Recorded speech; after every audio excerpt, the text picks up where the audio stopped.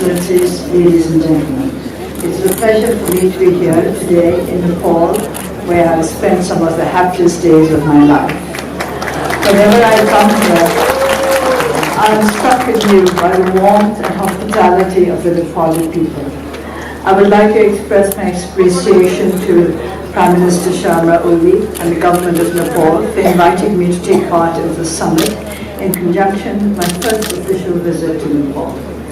It provides a valuable opportunity for meeting people from across the world who are dedicated to the promotion of peace, prosperity, and humanity. The world today is going through global uncertainty, trade tensions, and power competitions, especially in our region. Traditional and non-traditional threats are posing profound challenges, sometimes from unexpected directions.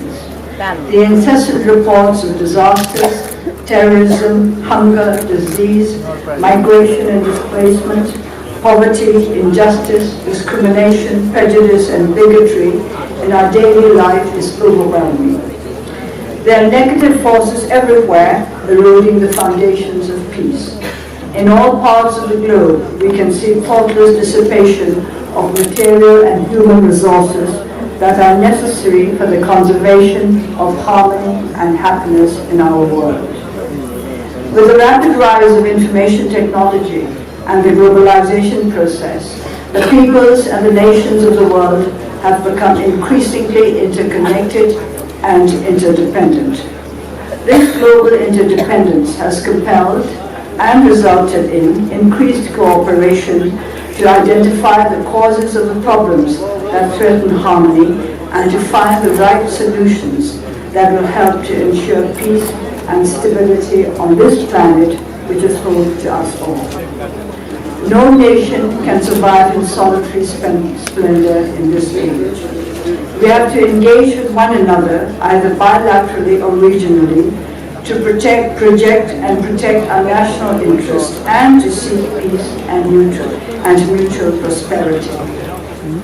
Only by promoting a culture of peace in this world of interdependence will it be possible to create harmony between diverse communities and societies.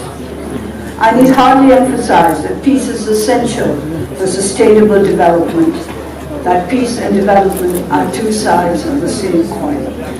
Sustainable peace is more than the mere absence of war or conflict. It is a positive force that springs from within the mind of each human being, each family, and each society, not merely a temporary condition imposed by force.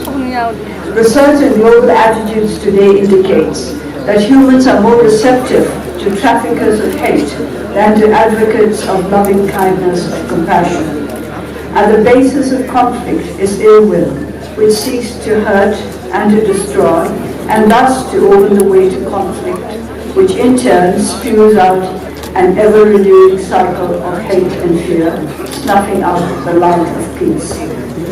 To break away from this vicious cycle, to reignite the hope of peace, we need to construct a culture of peace that will nurture the positive traits in human nature, to work together, not just to promote greater mutual respect and understanding, but also to foster greater confidence in our own ability to stay firmly on the path of peace. Peace is a critical need, not just for our time, but for all time. Not just for some countries, but for all. Countries such as Myanmar and Nepal, which have suffered severely from lack of peace, acquire a keen sensitivity to its links with the critical challenges this summit is addressing today: interdependence, mutual prosperity, and universal values. At the base of all three is partnership. It is as partners that we can hold together these rocks on which the edifice of a peaceful, progressive world can be built. Partnership implies a relationship between equals. Interdependence is not the opposite of independence, but the result of equally independent entities recognizing the need for cooperation accepting that 1 + 1 equals more than 2. Mutual prosperity springs from the practical application of the concept of partnership, working together for the benefit of all partners, that all may enjoy the fruits of joint labors. Universal values constitute both the seed from which true partnerships spring and the fruit that good partnerships bear.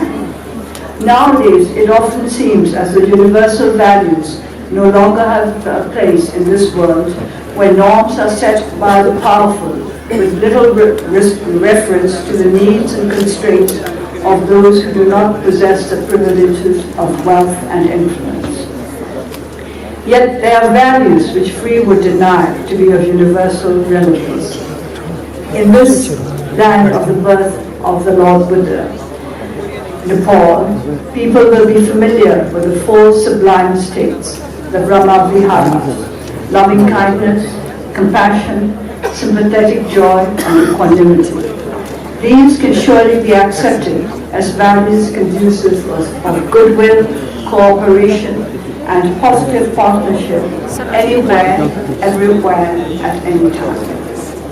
As Nepal grapples with the daunting task of creating peace and sustainable development out of an unhappy, tangled legacy, we look to critical challenges as opportunities for us to gain true friends who share our belief in equal partnerships for peace. I believe that this forum will offer opportunities for us to reach out to one another in our efforts to find positive, unified ways of meeting the critical challenges of our times. I wish you all great success. I wish all lovers of peace great success. Thank you.